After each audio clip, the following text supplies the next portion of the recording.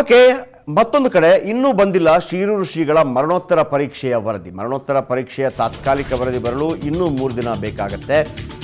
ಮೊನ್ನೆ ಅವಿನಾಶ್ ಶೆಟ್ಟಿ ಮಣಿಪಾಲ್ ಆಸ್ಪತ್ರೆಯ ಮುಖ್ಯಸ್ಥರಾಗಿರುವಂಥ ಅವಿನಾಶ್ ಶೆಟ್ಟಿ ಅವರು ಹೇಳಿದರು, ವಿಷಪ್ರಾಶನ ಆಗಿರುವಂಥ ಒಂದು ಸಂಶಯ ಇರೋದ್ರಿಂದ ನಾವು ಇದನ್ನು ಪೊಲೀಸರಿಗೆ ಕೊಟ್ಟಿದ್ದೀವಿ ಅಂತೇಳಿ. ಹಾಗಾಗಿ ಮರಣೋತ್ತರ ಪರೀಕ್ಷೆ ನಡೆಸಲಾಗಿತ್ತು. ಮರಣೋತ್ತರ ಪರೀಕ್ಷೆ ನಡೆದ ನಂತರ 10 ದಿನಗಳು ಬೇಕಾಗುತ್ತೆ ಸಾಧಾರಣವಾಗಿ ಅದರ ಮಾಹಿತಿ ಬರೋದಕ್ಕೆ. 6 ವಾರಗಳ ಬಳಿಕ FSL ರಿಪೋರ್ಟ್ ಬರುವ ಸಾಧ್ಯತೆ. 6 ವಾರಗಳು ಅಂತಂದರೆ ತುಂಬ ಆಯಿತು. 1.5 ತಿಂಗಳು ಅಂದರೆ 45 ದಿವಸ ಆಗುತ್ತೆ. ಮರಣೋತ್ತರ FSL ರಿಪೋರ್ಟ್ಗಾಗಿ ಕಾಯ್ತಾ ಇರುವಂಥ ಪೊಲೀಸರು, ಯಾಕಂತಂದರೆ ಬೇರೆ ಬೇರೆ ಕಾರಣಗಳಿರುತ್ತೆ. ಸೊ 45 ದಿನಗಳು ಬೇಕಾಗತ್ತಾ ಅನ್ನುವಂಥ ಪ್ರಶ್ನೆ. ಮರಣೋತ್ತರ FSL ರಿಪೋರ್ಟ್ಗಾಗಿ ಕಾಯ್ತಾ ಇದ್ದಾರೆ ಪೊಲೀಸರು. ಸಾಧಾರಣವಾಗಿ ಮನೆ 10 ದಿನಗಳು ಬೇಕಾಗತ್ತೆ ಅಂತ ಹೇಳಿದರು. ಬಹುಶಃ ಅನೇಕ ಸಂಶಯಗಳು ಎಡೆ ಮಾಡಿರೋದ್ರಿಂದ ಪರಿಪೂರ್ಣವಾದಂಥ ರೀತಿಯಲ್ಲಿ ಏನೋ ಆಗ್ತಾ ಇದೆಯೋ ಗೊತ್ತಿಲ್ಲ. ಬಟ್ ಇನ್ನೂ ಕೂಡ ಕೈ ಸೇರಿಲ್ಲ ಅವರ ಮರಣೋತ್ತರ ಪರೀಕ್ಷೆ, ಪೋಸ್ಟ್ ಮಾರ್ಟಮ್ ರಿಪೋರ್ಟ್. ಮರಣೋತ್ತರ ಪರೀಕ್ಷೆ ತಾತ್ಕಾಲಿಕ ವರದಿ ಬರಲು ಬೇಕು ಇನ್ನೂ 3 ದಿನಗಳು. ಅಂದರೆ ಒಂದು ತಾತ್ಕಾಲಿಕ ವರದಿ ಅಂತಿರುತ್ತೆ, ಅದಕ್ಕೆ 10 ದಿನ ಬೇಕಾಗ್ಬೋದೇನೋ. ಬಟ್ ಪರಿಪೂರ್ಣ ವರದಿ ಬರೋದಕ್ಕೆ ಡಿಫರೆನ್ಸ್ ನೋಡ್ಕೊಳ್ಳಿ. ಒಂದು ತಾತ್ಕಾಲಿಕ ವರದಿ 10 ದಿವಸದಲ್ಲಿ ಸಾಕಾಗುತ್ತೆ, ಅದರಲ್ಲೊಂದು ಮಾಹಿತಿ ಸಿಗುತ್ತೆ. ಮತ್ತು ಪರಿಪೂರ್ಣ ವರದಿ ಯಾವ ಅಂಶ, ಎಲ್ಲಿ, ಹೇಗೆ. ಈಗ ಫಾರ್ ಎಕ್ಸಾಂಪಲ್, ಒಂದು ವಿಷಪ್ರಾಶನವಾಗಿ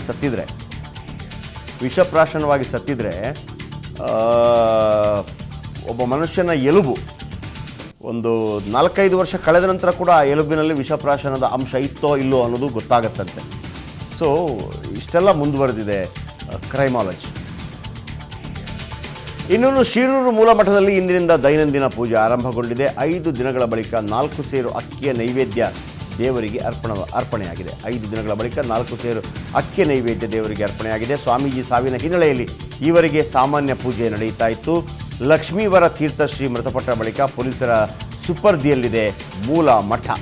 ಅರ್ಚಕರು, ಮಠದ ಸಿಬ್ಬಂದಿಗಳು ಮಾತ್ರ ಪ್ರವೇಶ. ಮಠದ ಸುತ್ತ ಬಿಗಿ ಭದ್ರತೆಯನ್ನು ಕಲ್ಪಿಸಲಾಗಿದೆ.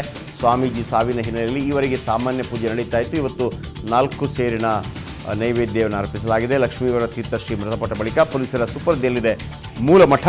ಕೇವಲ ಅರ್ಚಕರು, ಮಠದ ಸಿಬ್ಬಂದಿಗಳಿಗೆ ಮಾತ್ರ ಪ್ರವೇಶ. ಮಠದ ಸುತ್ತಲೂ ಪೊಲೀಸರು ಬಿಗಿ ಭದ್ರತೆಯನ್ನು ಒದಗಿಸಿದ್ದಾರೆ. ಶಿರೂರು ಮೂಲಮಠದಲ್ಲಿ ಇಂದಿನಿಂದ ದೈನಂದಿನ ಪೂಜೆ ಆರಂಭಗೊಂಡಿದೆ. ಓಕೆ, ಶಶಿಧರ್ ಮಾಸ್ತಿ ಬಯಲು ಇದೀಗ ನಮ್ಮೊಂದಿಗೆ ನೇರ ಸಂಪರ್ಕದಲ್ಲಿದ್ದಾರೆ. S Shashidhar, over to you. ಹೌದು, ಈಗ DVR ಈ ಪ್ರಕರಣದಲ್ಲಿ DVR ಬಹಳ ಮುಖ್ಯ ಆಗಿತ್ತು. ಎಲ್ಲರಿಗೂ ಕುತೂಹಲ ಇದ್ದದ್ದು DVR ಬಗ್ಗೆ.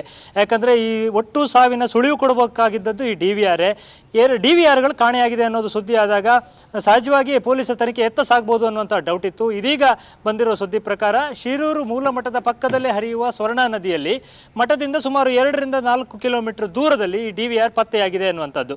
ಯಾವಾಗ DVR ಪತ್ತೆಯಾಗಿದೆ ಅನ್ನೋದು ಗೊತ್ತಾಗ್ತದೋ ಅದರಿಂದ ಗೊತ್ತಾಗ್ತದೆ ಪೊಲೀಸರಿಗೆ ಏನೋ ಸುಳಿವು ಸಿಕ್ಕಿದೆ ಅಂತ.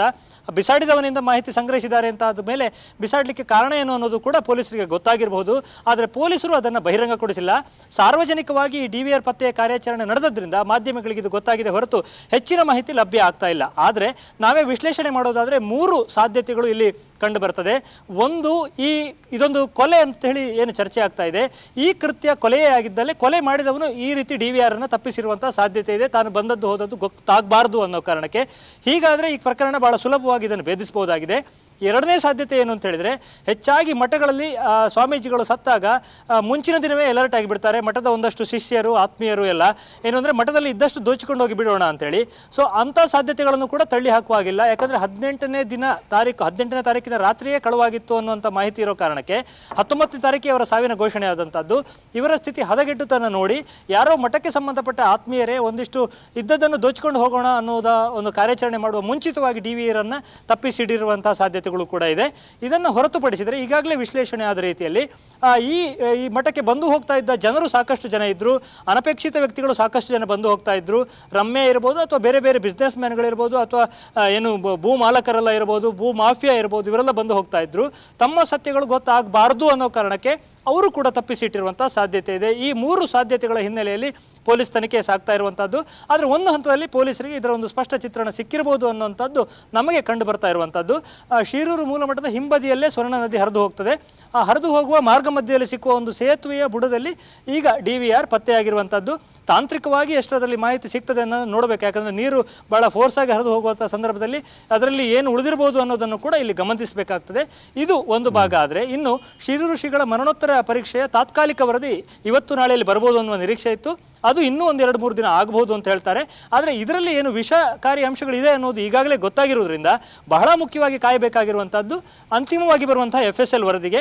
ಅದು ಬರೋದು ಒಂದು ತಿಂಗಳಿಂದ 6 ವಾರವೂ ಬೇಕಾಗಬಹುದು ಅನ್ನುವಂಥ ಮಾಹಿತಿ ನಮಗೆ ಲಭ್ಯ ಆಗ್ತಾ ಇದೆ. ಇದು ಎರಡನೇ ವಿಚಾರ.